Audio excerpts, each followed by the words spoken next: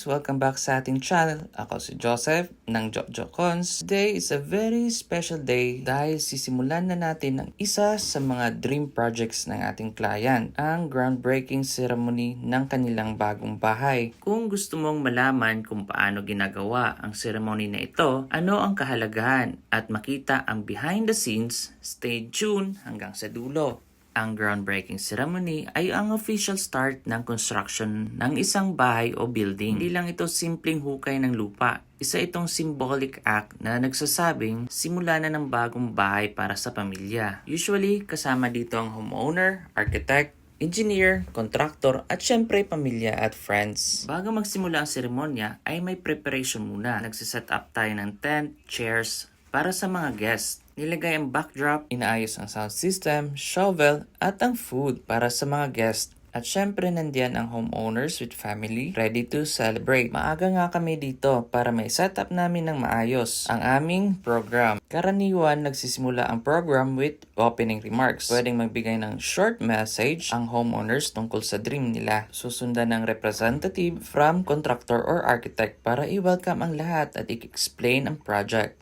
Next ay prayer. Kung Catholic, kadalasan may pare na magbibisik ng holy water. Sa iba, pastoral prayer leader na magdadasal. Ito ay importante kasi it sets na ang positive and safe tone para sa buong construction journey at magbibigay ng luck o swerte sa ating bahay. Now, ito na yung pinaka-highlight, ang shovel ceremony. Usually, 5 to 6 people ang sabay-sabay maghukay ng lupa, kasamang homeowner, contractor, architect, at minsan special guests. Ang unang hukay ay simbolo ng first step sa pagtayo ng bahay. Pangalawa, ang time capsule. Usually, ang nilalagay sa time capsule, ang plan ng buong bahay at ang picture ng ating bahay. Nilalagyan ng pirma at minsan sinasabay yung mga pang-lucky charm tulad ng gold coins or coins, bigas o asin at anumang lucky charm na mahilig kayo para sa swerte na dala sa inyong bahay. Tatakpan ang time capsule at ibabaw natin ito sa lupa kasama ang homeowners at si contractor. After the shovel ceremony, kadalasan nagbibigay ng short message ang homeowner. Pwede nilang i-share ang excitement nila sa dream house, ang gratitude sa family at sa contractor, ang hopes para sa bagong bahay at hopes ng chapter sa buhay nila. After the formalities, may light snack or salo-salo para sa guests. Ito yung time na mas relax ng lahat. Picture taking, pag-uusap, at nagse-celebrate. So, ayun guys, nakita nyo ang buong flow ng groundbreaking ceremony. From setup, blessing, hanggang shovel ceremony at celebration.